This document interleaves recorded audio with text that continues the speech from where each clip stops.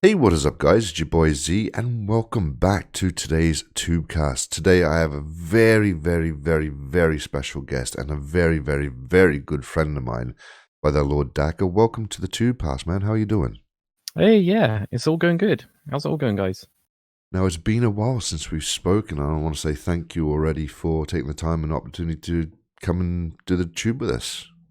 Yeah, no problem at all, man. Always available for you. Awesome.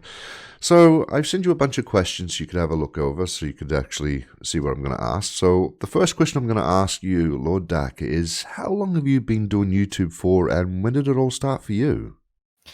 So, quite luckily, I've done some research because there's no way I would have remembered this. So it looks like the channel was set up in on the 9th of June 2013. So it's quite some years ago now. But the first video I actually put up was only a few days afterwards. So that was on the 11th of June. Oh Um, and yeah. it's a bit of a weird one with that because I didn't actually start a channel. I really only started a channel really just to start subscribing to people, to start following them. And then obviously I must have decided to start actually uploading. So yeah, I mean, a lot of the early videos, those were just me having built something and just doing like a quick flyover. So no voiceovers. I was ready to kind of like show those kind of bits and bobs, and it was mostly to do with chatting with Jag Thunder, which I know we'll talk about a little bit later on. But yeah, talking with him and actually going like, this is the kind of thing I've kind of built and on showing that off.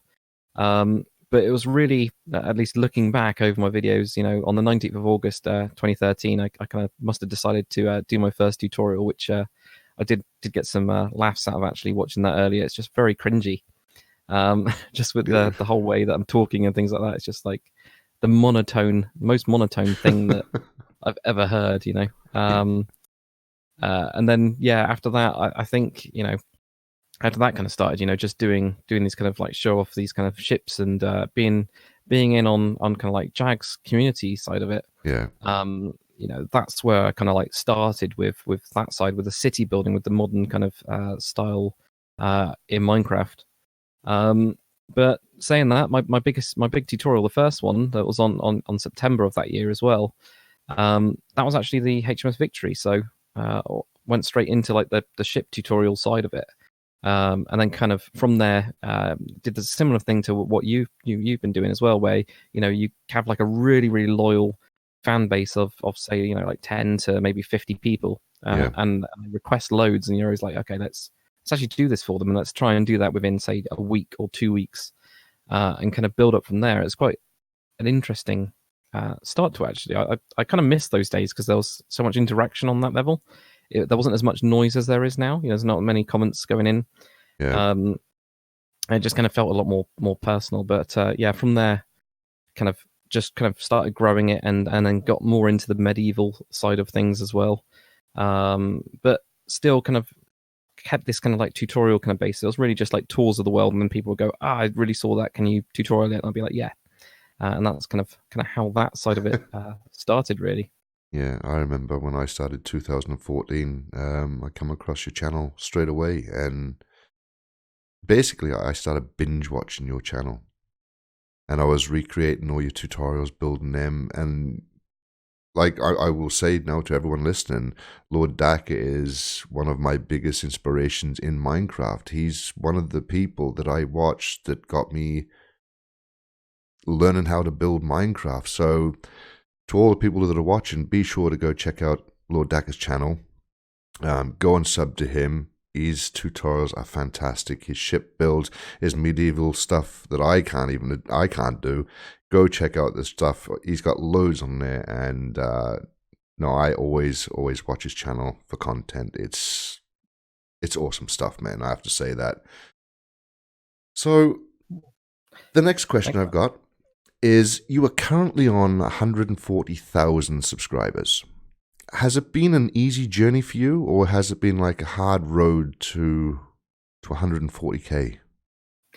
It's really kind of mixed. So there's Mm-hmm. been like most things, it goes up and it goes down. I actually found that when I started, I think I probably started doing tutorials at the right time. There was still quite a few people doing a lot of tutorials, but there wasn't a lot of really good in-depth tutorials, and that was kind of like a market for that. There was a lot of kids just going play to black, meh. And there was this really kind of just really low quality. That wasn't very clear. It wasn't like clear cut up, and it wasn't going, this is what we're going to do. This is how I'm going to do it. I've already spent the time beforehand to learn exactly what I'm going to be teaching you, and then kind of just do it. Yeah. So kind of lacked that kind of professional side. So when I started, my channel actually grew pretty quickly. So I got up to like 100 subs, really relatively quickly, and it didn't take as long as I thought it would to get to 1,000. Yeah. But I kind of, after that kind of initial wave, they started to get other channels as well. So other channels started to pop up, and the quality was kind of raising. Mm-hmm. So during that time, it kind of took a bit of a hit. It took me a lot longer after getting to say 1K to get to 10K. And then from there, it took a little bit longer again getting up. But the main thing that kind of kept it going, I think, and actually helped with boosting is, I started with a very clear focus and a very niche market, which was the kind of shipbuilding stuff. Yeah. There was only really me and Jag that were doing it. So there's only two people, if you think, in the entire world that were really focusing on that, doing these really big structured tutorials, as well as like mixing in a lot of little ones as well to keep like content going. As you know with YouTube, if you stop for like a little bit of time, then it starts to just affect the way that your videos are being recommended quite heavily. So kept on doing those as well. I think that really helped.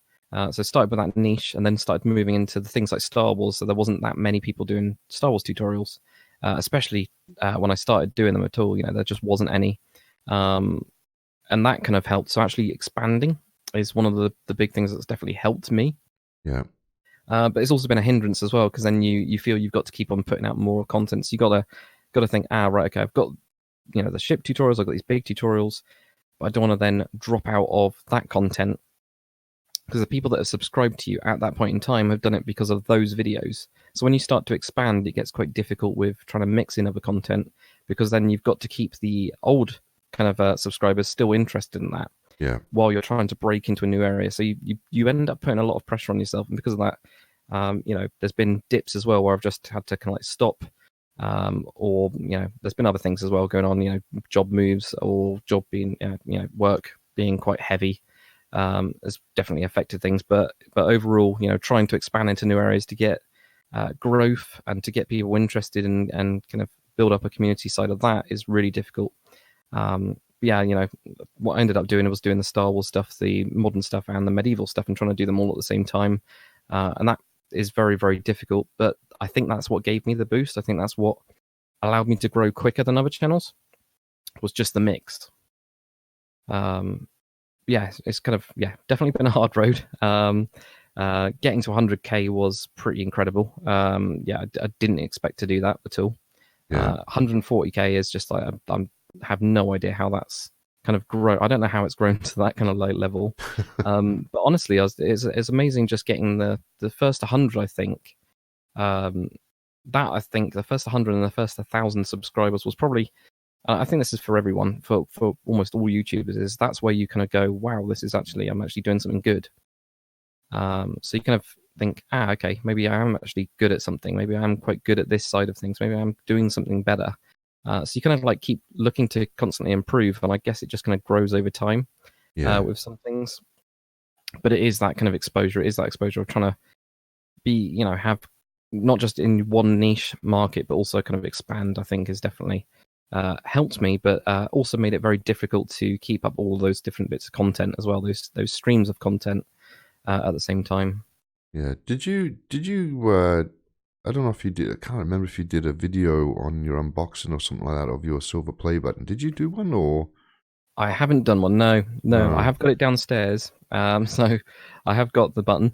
You have to go a nice process with YouTube to get one of those. It's actually pretty easy if you ever get to that button, which I hope you do.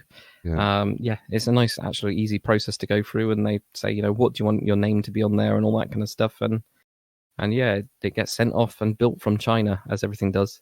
So in like a month or something like that. But that's pretty good. I do need to do at some point a kind of like show off or button kind of review type thing. Yeah, that would be awesome. That was really good. It was really cool. there's an idea for a video is, well, I've been 100,000 for a while now, but I'm just finally getting around to doing the unboxing. Yeah, absolutely. I mean, I think it's I think it's something that they need to introduce on like the 50k server as well. I think Yeah. 100k is a hell of a lot of subscribers. It That's a is. hell of a lot of people. I think YouTube does need to do some smaller awards as well, because 50k is still a hell of a lot of people. It is. Huge amount of people that are subscribed. So I think they do need to put something in, maybe a bronze button would make sense to me, or copper or something like that. Yeah. Because it kind of, you put in all this hard work, and there's only a few channels out there that actually grow, from like 1 subscriber to, say, I don't know, 50,000 subscribers in a day. There are some channels that do that. Yeah. And they just explode overnight. But for the majority of people, especially in the Minecraft side of it, we don't really see that happen unless there's some other influence. For example, if, I don't know, Corrales started saying, go and subscribe to this guy, and did a series of videos with that person. I think that would then boost your channel overnight and give you this kind of like external boost. But for most people, that doesn't happen. And because of that, it is years in the making. You're talking like 5 years. And I think that's one of the things that people don't really realize, putting in the effort. Yeah. Of starting a channel. They kind of think, oh, I'll make a channel, I'll put up 5 videos. Why aren't they getting a lot of views? And it's because it takes years and it takes hundreds of videos, really, in order to build that growth up. Exactly. So yeah, unless you get really lucky and somebody really helps you out. Oh, the old PewDiePie and Jacksepticeye scenario. Yeah, exactly. Yeah. So back when you started YouTube, who influenced you? I know one person was Jag Thunder, but was there anyone else that inspired you to do what you do? Yeah, absolutely. Yeah, so Jag definitely was the biggest starter, and actually the reason that I created the channel was to show Jag those initial ship builds, because I kind of got talking to him. He's always been really, really good with any of his fans as well, just like talking to them, similar to you as well. Yeah. If you pose a question, you're not just going to get blank, just nothing back, but you actually get an answer back. It might take him a little while, might take him a couple of weeks, but you always get something back from him, and he really helped with me to understand the YouTube side of it. Like, what do I actually need to do? And he was like, well, you need to make sure you get a really good thumbnail. Don't just go with a default one. Yeah. And make sure you do actually spend some time with your description and put stuff in there like the shader pack, and put stuff in there like resource pack, because you'll get asked it all the time. Yeah. And things like tags as well. He kind of like did quite a lot of explaining on that. And tags still are just a weird thing in YouTube on how they actually work, and it's really quite mixed on how people use them. And because of the way that it's mixed that people use them, there's no truth with it. But he gave me enough of a boost into, oh, okay, I actually do need to look at this, and I do need to actually do this, and gave me that kind of side of it, which I didn't have. Yeah. But yeah, the main channel starter was just to show and go like, yeah, from those private conversations, oh, look, I've been building an aircraft carrier, I built the Ark Royal, like this is what it looks like. And then he'd give me some pointers on it. It was really good from that side. So it was more me being involved in his community rather than building my own side of it. So yeah, Jag was the biggest influence, especially with the tutorial side, because he was really, from having a look over them and trying to learn, how do you build ships and how do you build planes? It's quite difficult at first. Anything pretty much past the dirt hut when you first start is, it almost looks like impossible. It's just completely crazy what the imagination that people have. Yeah.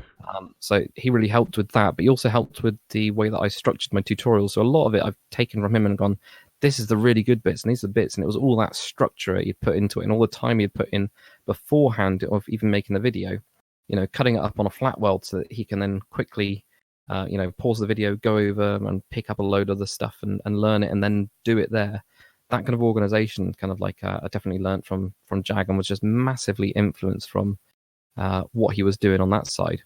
One of the other really big influences for me anyway was a guy called Acklinger Frey. Okay. Which a lot of people will not know who he is. He's a German guy, and he's a medieval builder. But I learned so much from his styles of how to actually build medieval buildings in general. Yeah. And he's just come back from a 4-year break, so I've never unsubscribed from him because I knew that I would always probably come back to some of the things that he's done for that kind of like nostalgia feel. But yeah, stopped doing anything about 4 years ago. And finally is now coming back, doing different games though, not doing Minecraft. He's not. No, he's not. No, he's gone straight into doing different games. So I think that's quite a brave thing really. But I guess after 4 years, a lot of your subscriber base that haven't unsubscribed are probably they're a lot older now, so they might not actually still be into that. So I guess it's also the perfect time really to switch things up. Yeah. But yeah, he taught me everything about all the different medieval kind of building techniques, and especially modular and non-modular type building, and that kind of really helped. So the first medieval city I built was just his tutorials. So it was just all of his tutorials, shoved into a little city. And I'd literally just wait until he would do another tutorial on something and then just add that to the city. So that was always really good, and that kind of like started everything off.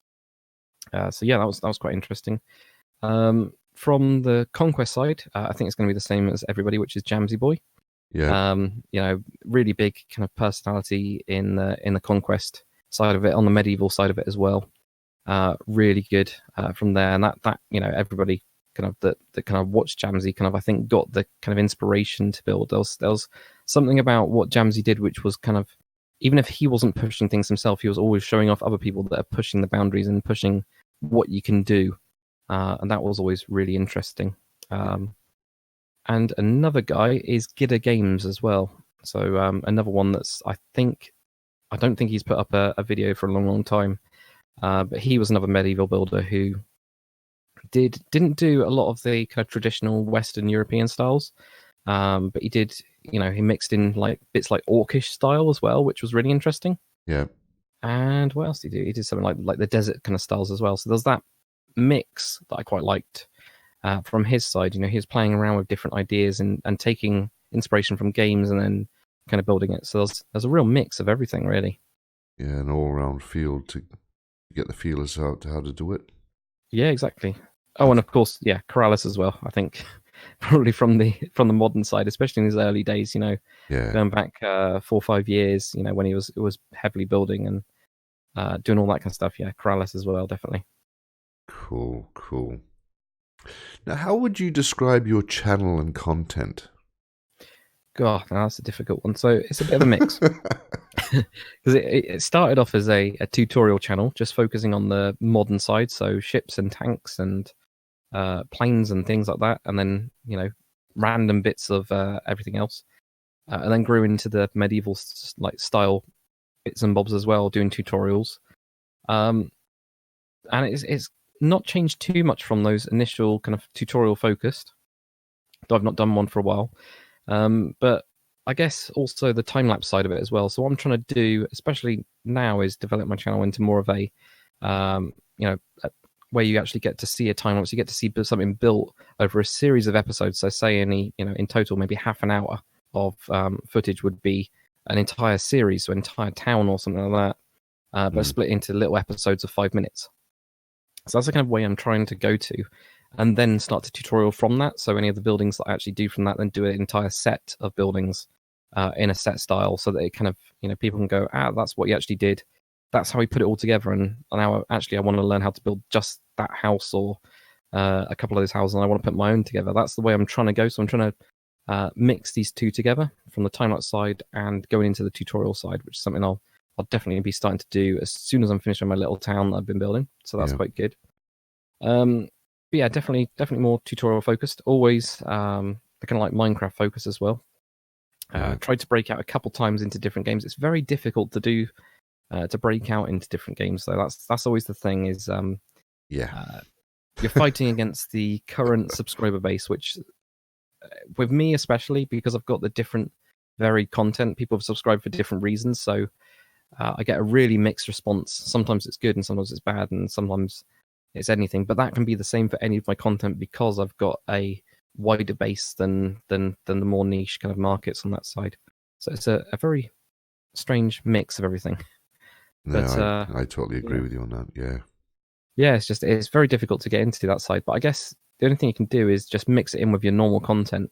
I think the problem with YouTube is that because of the notification system, sometimes those people that subscribe, say, just for Minecraft, they can't, they might actually get a notification for some of the other games that you're playing and not the Minecraft stuff. So then they're not seeing what they actually wanted to see in the first place. So I think there's definitely bits on the YouTube side which doesn't quite work properly from that side. Whereas it'd be really good if, since we put the game metadata into the background of the videos anyway, people that subscribe to gaming channels could actually go, I'm only interested in, say, Minecraft, and then they'd only ever see that on that channel. So that's actually a really good idea to actually post to YouTube to do. Yeah. So that would actually solve that problem, because then if somebody's interested in everything, they'll get a notification for everything. If not, they'll just get the Minecraft. So maybe that's something that I might post to them.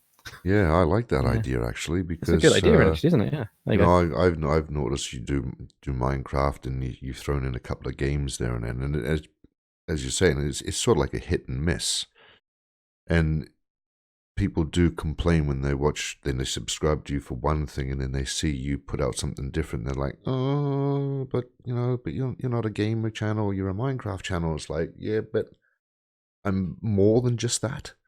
Yeah, and exactly, I want to relax just like everybody else. So I thought I would play something and record it for you guys. Don't have to watch it, but I had the same issue, dude, and yeah, it didn't work on my channel. They're all complaining, and then the gamers were fighting against the Minecrafters, and I just said, nah, not doing it. Yeah, I think it only really exists with Minecraft. I expect it also exists with Fortnite channels as well. Yeah. I think with Minecraft especially, because it's such a big thing and there's such a wide audience with it, which you don't really get with other games. That kind of stops it. But what I've seen, especially other people that I kind of watch, like Sips, for example, which is one of the members of the Yogscast. He started, and I started watching him when he was doing the Minecraft kind of Let's Play series stuff, but he then very quickly switched to just full games, because he was getting stuck into that. But he was already over, something like maybe 500,000 subscribers or something like that at that point. So he had enough of a base that would have stayed with him in order to do that. And people were finding him quite funny for who he is. He was, his personality kind of was the reason that people were watching him, and kind of like having a laugh at the things he does, because he was dreadful at the game. So I think that can also help as well. So actually being absolutely dreadful at the game can let you get out of it, I guess. But yeah, it's one of those things that you can get stuck into this kind of like really niche market when actually you want to do a mix of everything. Yeah. So what hobbies and interests do you have? You used to do martial arts, and I know you're playing a mean guitar back in the day. Do you still do them, or have they changed up? No, not as much. So yeah, definitely did. Yeah, I used to do taekwondo. Did that for a number of years. Got up to 3rd degree black belt. Yeah. But I kind of just ended up kind of like stopped doing that. I don't know why. I just kind of it wasn't so much losing interest in it. I really liked the fighting aspect of it. Yeah. So that was the bit that I kind of really enjoyed, but there wasn't as much of that anymore. So it kind of didn't drive me in the same way. I don't know. Obviously, I also grew up as well doing that, so I guess my kind of interest changed. But yeah, I mean, that was still really good. During that time as well, I did a bit of capoeira and a bit of judo. Capoeira. Tried out. Yeah, capoeira was really good, actually. Really quite fun. So that's you have to be really fit for it though as well. That's the only thing. Oh yes. Yeah, completely. Yeah. And yeah, it's not so good if you're a bit bigger as well. So if you're eating too many pies, not a good idea. Just doesn't quite work with balancing and things like that.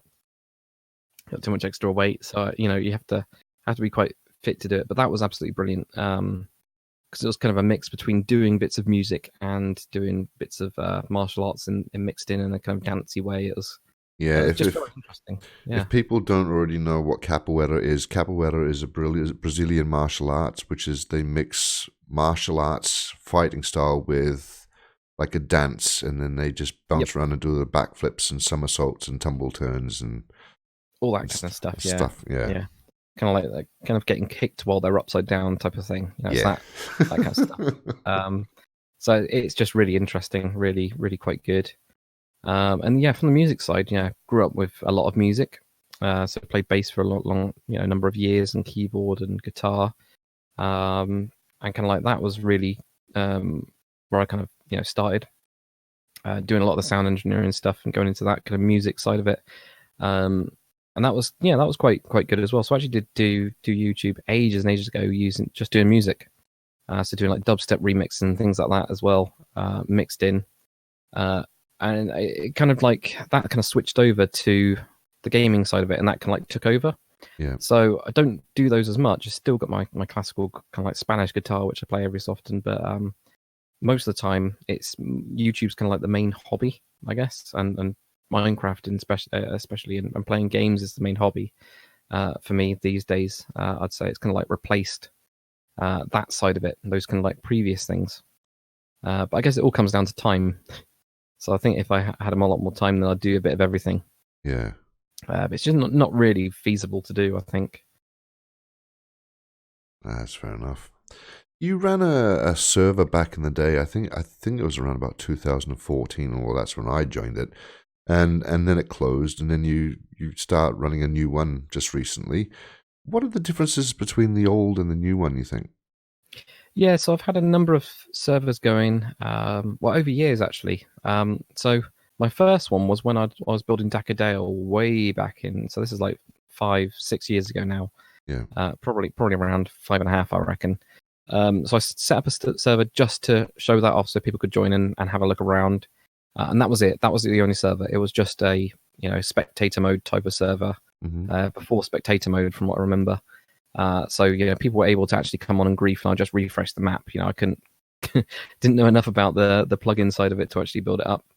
I then had a little server going for a little while with a couple plots that kind of like fell over. Then I had the main server going, which is the one which was Dakr, which is the one I believe you joined, Z. Yeah. So that was the bigger one, especially with the conquest side of it. And that was just completely open. There wasn't really any way to donate to it. That was paid completely out of YouTube. But over the time, it got too expensive, so it actually just cost too much. So it was costing me more than I was earning. So it didn't work out. It was about £80 or so a month. Because we had I think it was because we're trying to be too much. I think that was the thing. We're trying to do the modern, we're trying to do the medieval, trying to do the mini games and all that kind of stuff. Just trying to do everything, kind of like spread it out into multiple different servers in order to cope with it, and it just cost too much in the end. So that didn't quite work. But what I really liked about that was the community that we built up, and you'll remember it especially because you were there. You were there through like all of it. But the community side of it was really good. We had quite a large amount of people coming on and doing plots, more plot reviews than we'd ever want to do and ever will want to do ever again. I think that's probably the bit that for us anyway made it too difficult. Yeah, it was a really good function of it. Being able to actually say to people, now try this out, do this, or this is really good, this isn't so good, but here's some ideas to go on and do things. But from our side, we were just doing that for a year, maybe 2 years. Yeah, something like that. Quite a long time, wasn't it? Yeah, it was. So I mean, there was that side, which was the good side of it, but also the bad side, because we were spending more time on the admin than actually doing what we love, which is the building side of it, or building with people and that kind of bit. We kind of I think we just focused on that too much. I think was the kind of admin, or we had to focus on that too much. Yeah. And it's always difficult to get people trained up to do the reviews, and I don't know, it just kind of like loses that kind of just free building. Everybody's kind of just working together kind of attitude, I guess, that you get in more team builds. Yeah, so I've now created a new server. So it's a donator only server. And the reason being for that is so that it's self-sustaining. So what I didn't want to get into is the cost kind of situation that I had before, where it was costing more than YouTube, because YouTube is really variable, as you know. Yeah. 1 month you can earn a lot of money, and then the next you can earn like near to nothing.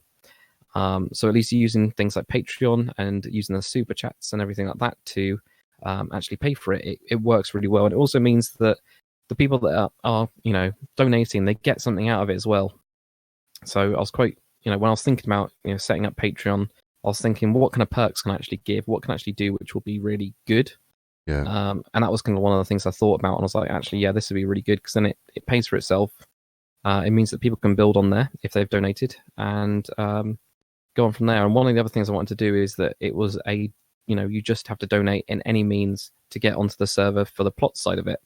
So it's like $1 anytime. So you could donate $1, 5 years ago or something like that. I don't know, and you'd be able to get onto the server, and that's it. It's like a one-off kind of thing, just to say thanks. Is you have access and you can do whatever you want, kind of on the plot side of it. Yeah. And then with the Patreons, people that support me on a monthly basis, with with the main tier on there, which I think is about £5 or $5 a month. That one, then they get access to the same worlds that I'm building on and get kind of introduced onto that side. And then with the executive tier, which is like the $25 a month, then that's pretty much like I'll do an entire series with you type of thing. So I kind of wanted to incentivize things. So it's a completely different way of doing it. Rather than doing here's an open server, come on here, just do plots and really plot focus, which the old one was. Yeah. This one's like got the plot side for donators that can just build, and then the next kind of tiers after that are just building on my world and adding to it, and we'll do build projects and build days and all that kind of thing together. Because one of the things that's happened, is just time kind of gets more. It's more difficult to get hold of time for me. So actually being able to do these kind of events where people are involved, and especially the donators to say thanks as well, and they're helping me out. It kind of, I think it builds back that community that we had with Dakrcraft, but makes it a little bit more exclusive, so it's actually manageable. Yeah. So that's the other side of it as well. Well, it definitely makes more sense. Yeah, so it's a different way of doing it. I would, completely recommend it. And it looks like a lot of the servers are going that way anyway. So especially for YouTube personalities, that seems to be the way, rather than having these bigger, more open ones. Yeah. But yeah. So that's the main difference, is that it's kind of different purpose. Really, is more about that fan interaction side of it, without it being open to everyone, because open to everyone is too much to actually manage. Yeah, so it kind of totally helps with agree. that side. Now, you were known for a lot of people as the Dakr of the ship builders. You continue building ships like you used to, or are you going to do smaller builds now? Yeah, it's a bit of a mix. So recently, or I say recently, it's probably a good few months ago now, did the Queen Anne's Revenge. So that was about 4.5 hours, I think, of a tutorial. So it's one of the ones that I wanted to do for a very long time, and I knew it would take me a long time to build. And it really did, just because I wanted to get it right. And there's a lot of scaling and rescaling that I ended up doing with that one to kind of make it look kind of, I don't know, it's really difficult to kind of judge with scale. Yeah. As you'll know, like you'll end up building something, rebuilding something, building something, rebuilding, and just tweaking, and then you'll tweak one bit and then it'll look out of proportion. So you have to do the rest of it. So that's the main problem that you get with ships. It's not so much with the modern warships, but with the sailing ships especially. They're actually really small compared to what you think they're going to be. You always think they're going to be a lot bigger than they actually are, but they might only be like 30 blocks long, something like that.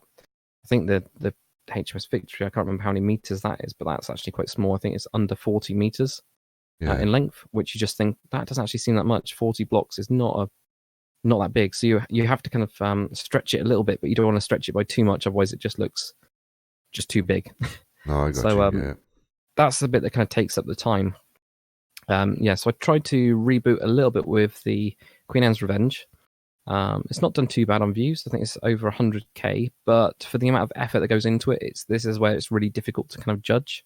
Which is, you've got maybe, I don't know, 15 to 20 hours building, and then for the tutorial itself, probably around 10 hours for tutorialing it. So you've got to kind of go, okay, that's 30 hours work, roughly. If you say editing is, editing, you've got to go through all the footage anyway to cut out any bad bits or anything like that. So you're looking at least 4 hours to 4 or 5 hours of that.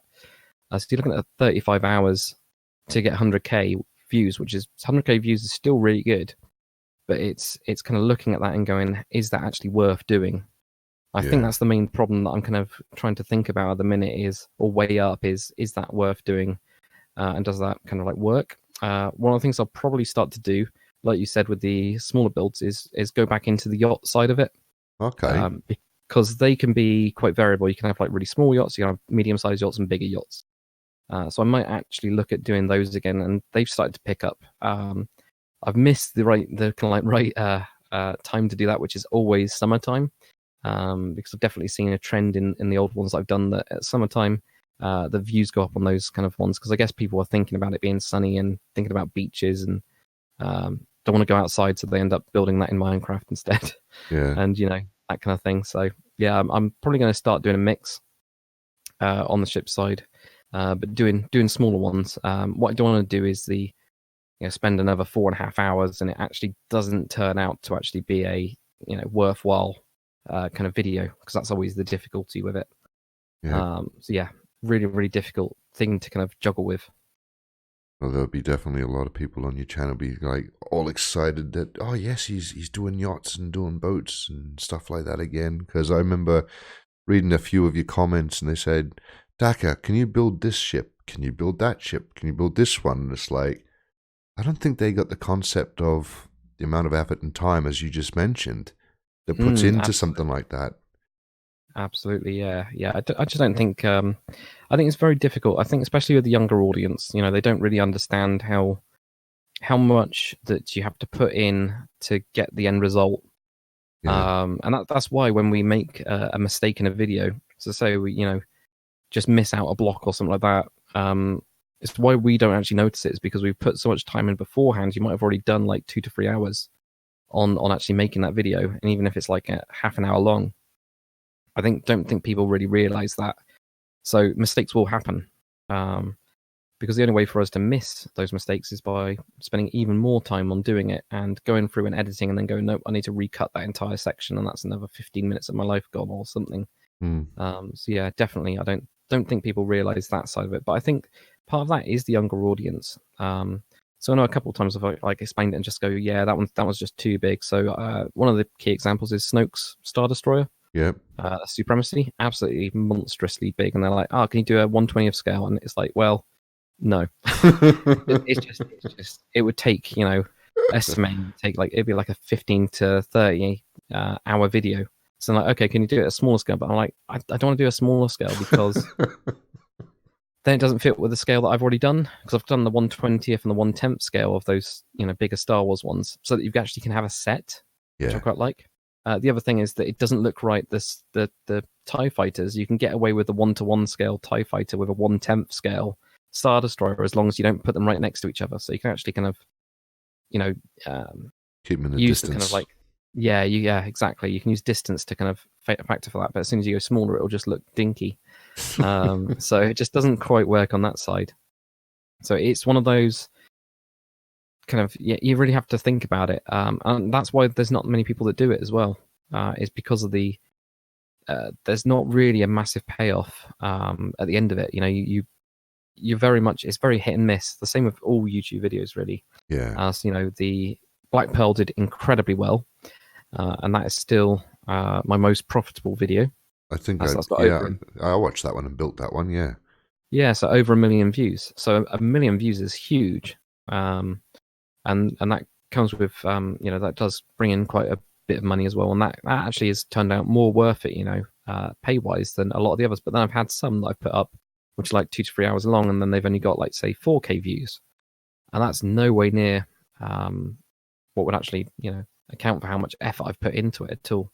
Yeah. So it is really hit and miss. So you've got to be really careful with the ones that you choose to do, especially on the big chip side, because you could be doing something really specific. One of them was the Saint Isfan, which I did before. I can't remember what nationality it is, but really, really specific ship that nobody else except for that person in that country would have known about. And I decided to build that one, which was a battleship. A couple hours for the tutorial, length in total. So you're probably thinking like, I don't know, 10 to 15 hours at least in editing and building and all that kind of stuff. Yeah. And that, of course, didn't pay out at all because I'd done it for one person, but I hadn't done my research on it. So I think that's a really big thing, is to see how often are people searching for these kind of videos. It's why the Queen Anne's Revenge, I knew from the Black Pearl that the pirate kind of ship, everybody just thinks about that. There's quite a lot of search rate on pirate ships, so that kind of worked. It's just that it didn't have as much impact as I thought it was, but I guess that's because of the change in how people are now. Because I think very early on, 6 years ago, people that were building in Minecraft, it was a lot more difficult because there wasn't as much content in order to get inspiration on and go, that's how you do it. Whereas these days, there's more people going, that's how you actually do something, or they can see it and they go, oh yeah, I've seen one of those before, I kind of understand it, and they grow up with that side of it. So they're much better at being able to build their own. Yeah, and that's definitely what I've seen. So those big tutorials aren't as important, and there's not too much we can now stretch either. So there's not really anything we can do differently that will kind of like make it go, wow, this is brand new, this is really good, this is cutting edge, because it's kind of already been done. Everything's been done in a certain ways. It's only when we get new blocks that we can do it. And from the ship side, pretty much all you can really do with the new blocks is shove some barrels on. and that's pretty much it. Yeah. You know, which look great, absolutely great block, but they won't add enough to kind of move it forwards from there. Yeah. Do you find it hard to juggle your job and YouTube at the same time? Absolutely, yeah, yeah. So from the career side, career is really important to me. You know, making sure I'm progressing and moving towards that kind of goal. So that's always, you know, one of my number one priorities. Is got to be the career side. It's got to be the job side. With that, especially working for the NHS, there's always like variable kind of stresses, and there's variable projects that are coming on. Some of them are really heavy, so you know I'll come home and I'll just be wanting to collapse on the sofa, and that's it. Yeah. But then having the YouTube side of it as well, you kind of like feel that you want to do videos, or you want to, you know, do something. You want to have some sort of content to actually put up, and it's really difficult to juggle those two together where you're very low on energy, Mm. and then you're like, I really want to make a video. And part of that is because you feel that you should, Yeah. and because of that, you can like put stress on yourself after you've already had a stressful day, and then you try and do some videos, and it doesn't kind of work, and then you end up, or at least what I've done a couple of times, is I've actually like looked at it back and gone, I just have no energy. There's nothing there. There's nothing that would make me want to watch this. So it kind of like degrades my content. So I've not put those videos up. Yeah. No, I got you. Yeah. Yeah, so it's really difficult. So I have to be in the right kind of frame of mind now. And what I've tried to do is take a step back and go, no, I'm only going to make a video when I know that I can put everything into it and I can make it really good. And if I am a bit tired, okay, well, what I'll do is I'll time lapse that instead. So I won't be doing the talking part of it, but I might be like watching something, trying to relax at the end of my day, just doing some building, really, really chilled. And that kind of works as well. So then I've got a time lapse, and then I can do the voiceover like on the weekend instead. So that's been working for me. So that's the kind of way I've been able to balance it a little bit better is by using those two kind of things together. And then with tutorials, I'll probably batch them up and do them on the weekend where I've got a little bit more energy. Yeah, I think it ties up with the last question we asked us about building ships and that.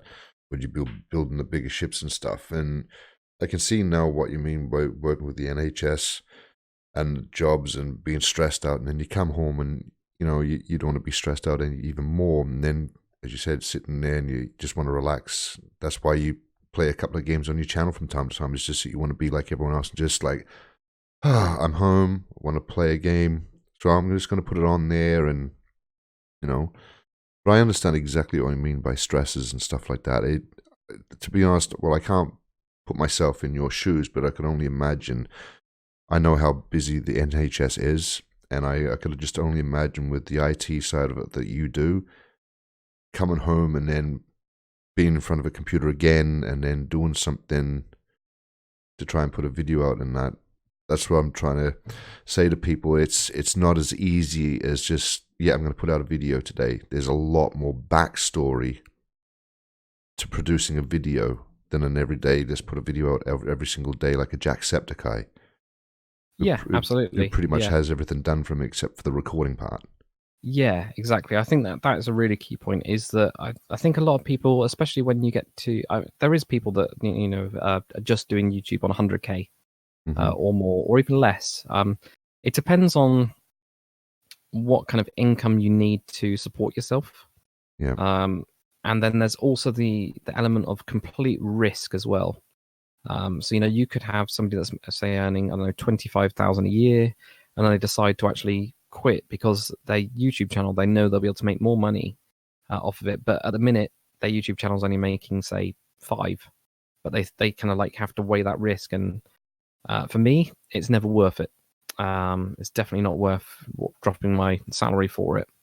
But there has been times where YouTube has almost caught up with my salary pay as well. So there's been peaks, but that's what they are. They are peaks. So they don't last. You know, if it did last, then I'd effectively be doubling my income, which would be incredible. But yeah, they are just peaks where they just about go under what I earn for my real job. I go, whoa, okay, that's kind of crazy. What would actually happen if I did this full time? But it's such a big risk in order to do that.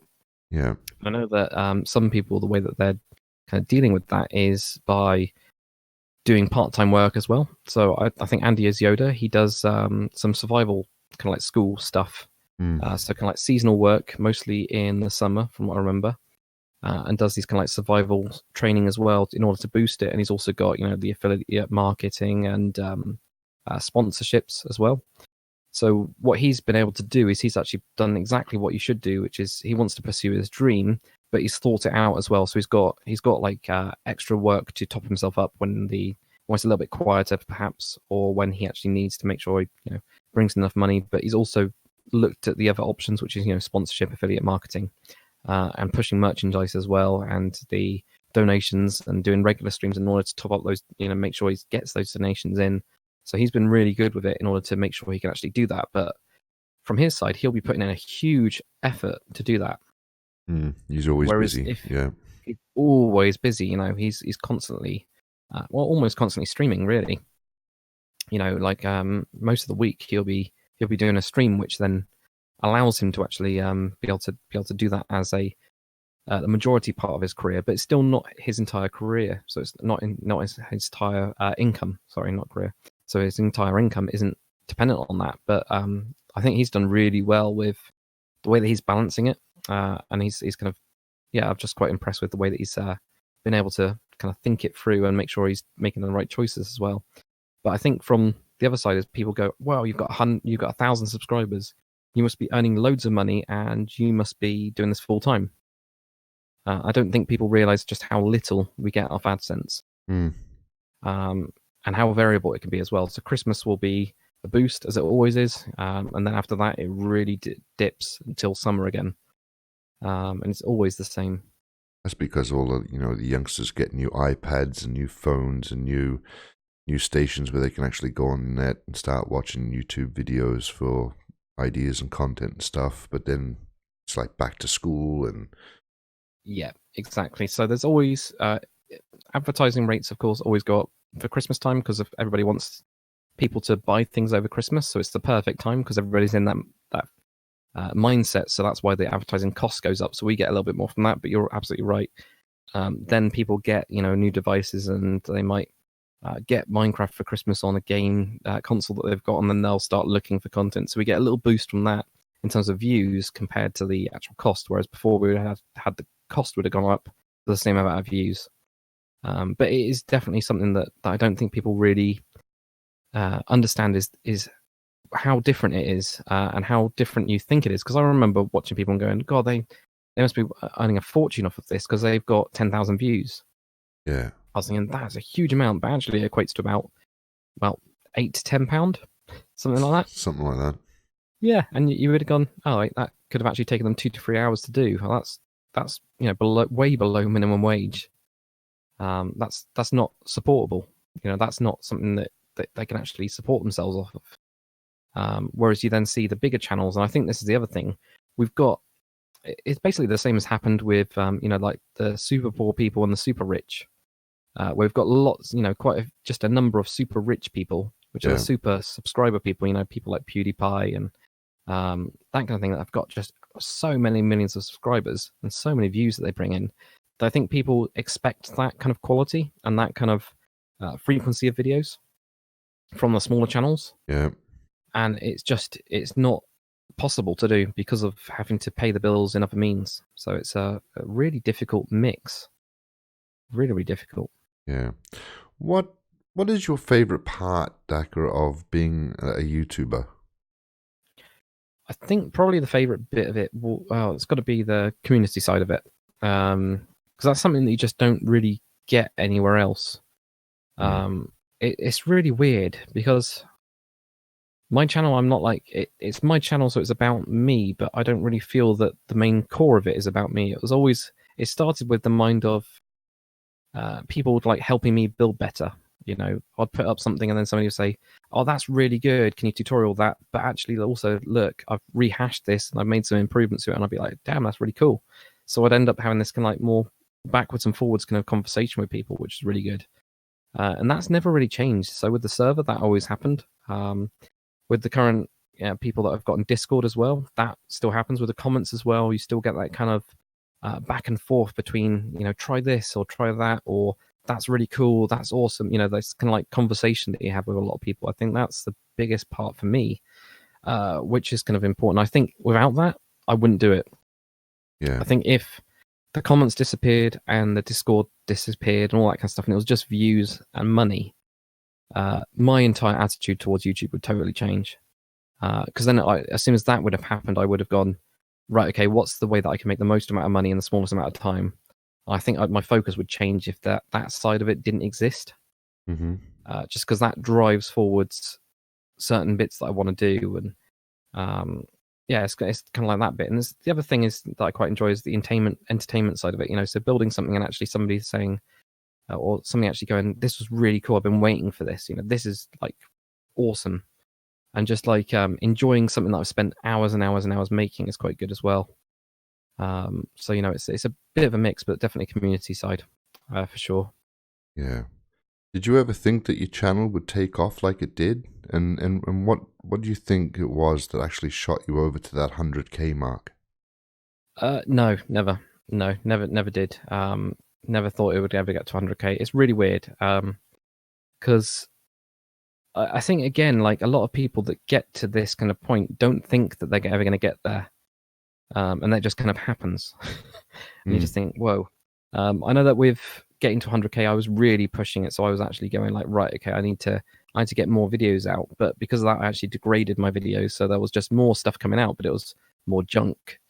So I actually did the opposite. So when I was actually trying to get to 100K, I was kind of like backpedaling in a way. I was doing the wrong things. Yeah. Whereas the things that were getting me the subscribers in the first place was spending lots of time and making really good quality content, and I kind of lost that.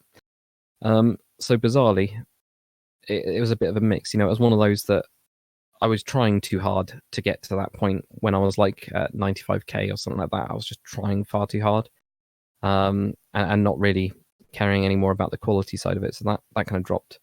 I actually don't know what topped me over. I wonder what it was. I might have to have a look back at some point in time and see exactly what kind of kicked me over it. But I can only kind of guess that it's the mix of content that kind of was able to get me the base in the beginning, with medieval and the ship side of it, the modern side of it. All of those kind of different components, I think, together kind of were able to get my channel up there. Yeah. And I think that's kind of what enabled it to take off, is the mix. I think it's the getting into different kind of markets as such. I don't really like using the word market, but it's the best kind of way to describe it is, these different areas, these different kind of categories of a game. So like the mix of content and quality over quantity. Yeah, exactly. Yeah. And I definitely did do a far too much quantity at one point. So I kind of was making loads of videos on mass, doing lots of Let's Builds. They were 20 minutes long. I'd batch record them in 2 hour, slots. Yeah. So I'd do, 6 videos. There we go. Got 6 videos in 2 hours, and I'd do about 4 hours a day. So I was getting 12 videos a day, and then I ended up batching them together. And I was doing one Christmas, I did it every 3 hours. I was uploading a video because I had just too much backlog. Wow. But it was junk.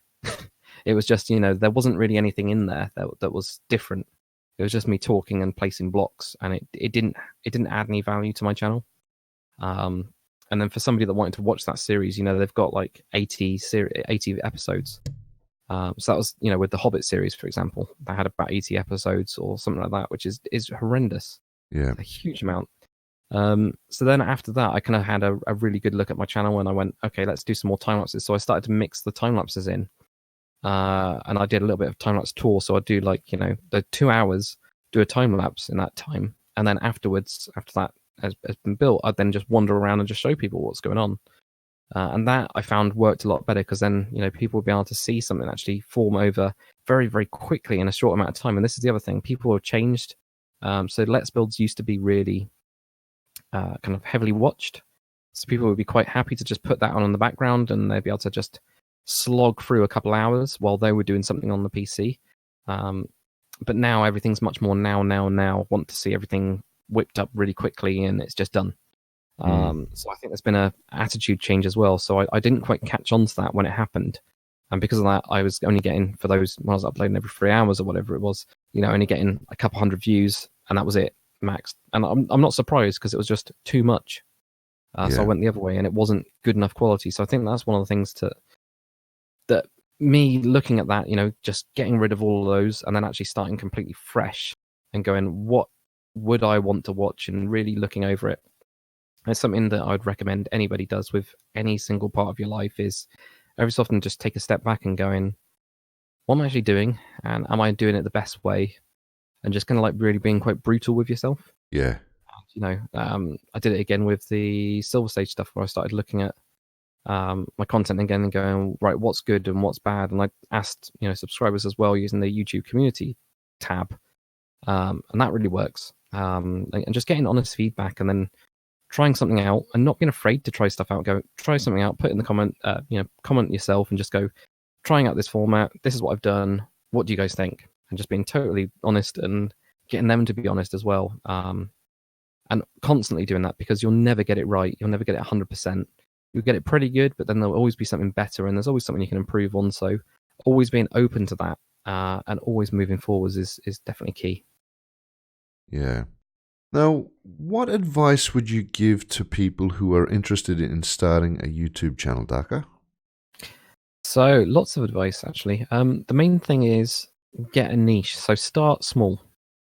Don't start going, I'm going to get to 1 million subs and I'm going to do it from making videos on lampposts, and I'm going to, start your actual goals small. Say, okay, I want to get to 100 subscribers. And the way I'm going to do that is I'm going to focus on city type builds. And you do quite a wide topic that you're not going to run out of videos, mm-hmm. But you're not being too specific as well. So you've got to be really careful. So lampposts aren't going to get you to 1 million subscribers, but they could be part of the reason that you get there. Yeah. So it could be that actually you're really, you really like doing city stuff. Also making sure you enjoy something you're doing. Don't just do it to try and get that far. You can't just go, I'm going to get to 1 million subs. I absolutely hate Minecraft, but I'm going to do a Minecraft channel. Do you know what I mean? Yeah. That will never work, because you'll lose love for it quite quickly. But if you enjoyed it and you've been doing it for a while anyway, and you go, yeah, I just really love doing this, I'm going to start showing off this stuff. And you go, here we go. First video, here's a couple lamp post designs. Okay, I've got 10 views on that. And you have to accept that. You have to go, that's how it's going to start. 10 views is really good for a first video. And you can kind of like just have to make sure you do these like small goals, take it in steps, and have a kind of have a good topic that you can actually start on. So something like city building with Minecraft, you've got so much you can do. You can do cars, you can do trucks, you can do buildings, you can do boats, you can do roads, you can do everything really, can't you? It's so expansive. Yeah. And even when you've done that, you can then rehash the entire thing, because you'll be able to do it better, or there's upgrades to the game, and you'll be able to just completely redo that content, and you'll be able to refresh it without it being I've run out of ideas. So make sure you've got somewhere that you love, some sort of category where you have enough ideas that you can move forwards with those. And just like set yourself little goals. It might be that, the first, and make them realistic as well. So you might go, okay, well, in the first 6 months, I want to get to 10 subscribers. And you go, right, how am I going to do that? Well, the only way you're going to be able to do it is by videos. So you can't expect to get to even 50 subscribers, 10 subscribers with 0 videos. And not even with 10 videos. You've got to make sure that you're trying to hit as many as possible, because the chances are, because of the bigger YouTubers and the way that the algorithms work, it's all based on impressions. So how many times somebody sees a thumbnail, and how many times they click on that, or how many times they see it, recommended, all of that kind of factors in. If you're a new channel, they're not going to know your name. So they're not going to click on your videos first. They're always going to click on somebody else's first, because they recognize them. So they built up a brand effectively. So don't be discouraged by that. Instead, keep on going. Instead, build up this small fan base, and you'll actually find that the first at least probably 250 subscribers are probably going to be the most loyal that you ever have. Yeah. Because they're there supporting you. They know that you're a small channel. They like the stuff that you've done. They probably already watched all of it, because you've at that point not actually got loads of content on there. And kind of like listen to them as well. The feedback. Also take a look. Yeah, always get feedback. Always get ideas off them as well. Some of them won't work, and some of them will. I would also definitely say that if you're serious about it, to invest in something like TubeBuddy. So one of the tools like that. Because what that does is it allows you to see how often certain keywords are searched for. So you can then go, I want to do a pirate ship. Well, what I did is I actually then went and had a look on TubeBuddy, had a look at how many kind of times that's searched, and what the kind of keywords are. So I knew what to actually target in what I was saying, what was in the description, and what the entire video was made about without actually doing anything. So it was more research on that side. Because you could go lamppost and you could go, there's actually 12 people searching for that a month. Is that worth doing? Yeah. They go, okay. What about city lighting designs? And then you go, oh wait, that's got 1,000 searches a month, something like that. A slightly different phrase. You'll be surprised at how many more views that would actually be able to pull. So it's tiny little tweaks with a tool like TubeBuddy. It can be, I can't remember the other ones, but there are other ones as well. Something like that does help you, but only do it if you're serious, because you do have to pay for it. I think there's a free version. Yeah. I don't remember. Is there a free version? Yeah, there is. Yeah. Okay. Yeah. So even if you haven't got it, I've paid for the I had an unlimited deal that came through, and I paid for that because it was actually reasonable. So I went with that. But yeah, use something like that in order to know that you are going in the right place as well. So, but do listen to people, build up your channel bit by bit, and don't get discouraged as well, because it's really difficult. Probably the first 3 to 4 years are going to be really difficult. Yeah. And you need the videos on your channel in order for them to be seen, in order for you to grow. So think of it that way. There's no tips or tricks that can get you there instantly. It's all hard work. So, make sure that you have, first, your video has to be high quality in content. So make sure that, you don't have to have the best kind of like video capture software in the world. There is free ones. OBS, definitely recommend. I think both me and Z would recommend OBS. Oh yes, most definitely. Oh yeah, definitely. Yeah, I switched over to it from paid products. So I've switched to a free product from a paid product. So that's always shows how good it is. But yeah, OBS is free. Use that. Audacity for your audio to clean it up, because audio is one of the most important things. Your video can be a bit crappy, but if your audio is good, then people will more likely hear it. Whereas if it's screeching in the background and making like horrible noises, they're probably not going to be able to stick through the entire video. But video-wise, it doesn't matter as much, if you're not on even HD. As long as you're really clear. And even if you did have, say, really bad frame rate issues, you could then just do stills. You could have screenshots, which are then high quality, have a lot of screenshots, and talk about different things while you're doing it, and do a voiceover on that side if you needed to before you can kind of get money from that. And I think that would kind of work, actually. Audio is the biggest. Over everything. But yeah, I mean, focus on that. Obviously, get your editing skills up. You will not be an editing genius on the first go. It will take you probably around 500 videos, maybe 300 videos. Actually, I wouldn't say 500. That's a bit extreme. Probably about 200 to 300 videos, and then you'll finally get the hang of editing everything. Yeah.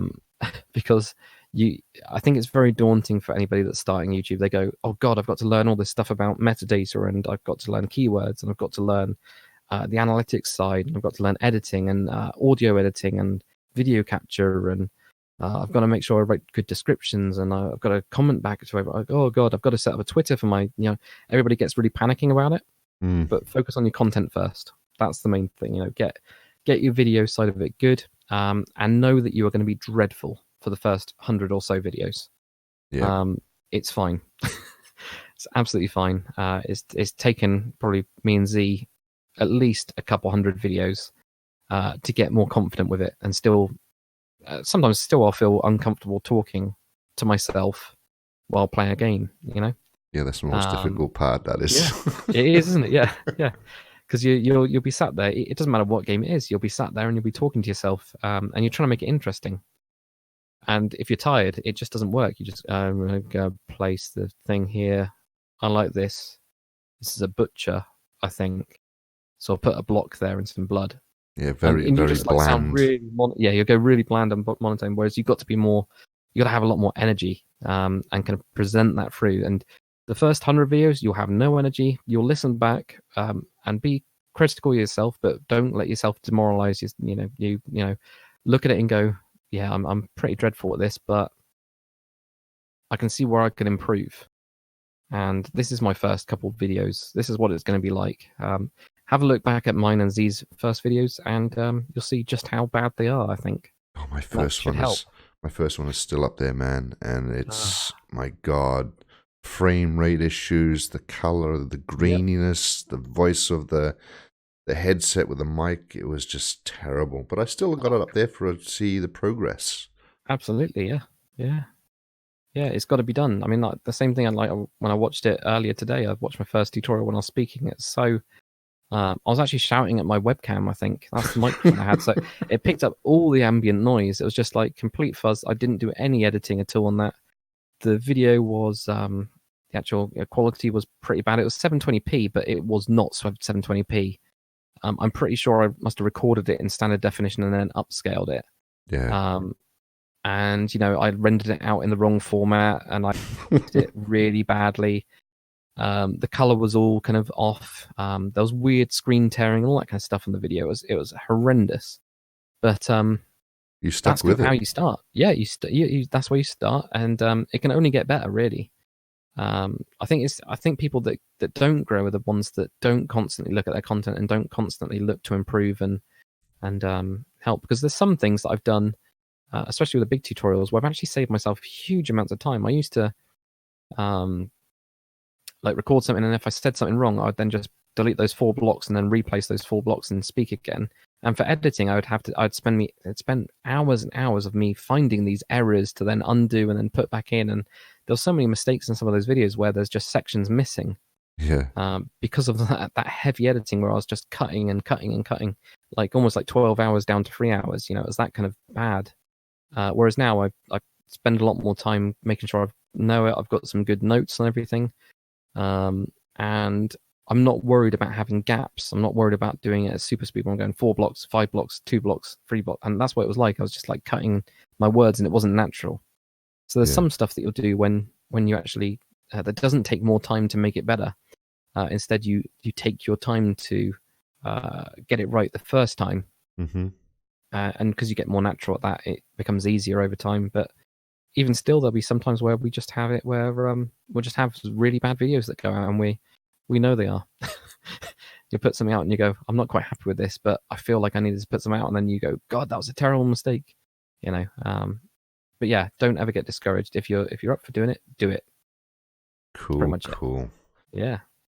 Okay, ladies and gentlemen, that is the TubeCast for today. I want to say a big thank you to my good friend here, Lord Dakr, for joining us today. It's been an honor to have him on to our TubeCast. And I want Thank you to... very much for having me, man. It's been awesome. Not a problem, not a problem. If you like this video and you want to see more, be sure to rate, comment, and subscribe for the more content of TubeCast tutorials, Let's Builds, and a lot of fun. Once again, Dakr, man, thank you so much for joining us, dude. I really appreciate it, man, taking the time to do this for us. No problem at all, man. Thank you very much for having me. It's been good. No worries. And we shall see you all on the next video. Bye-bye, everyone. Cheers.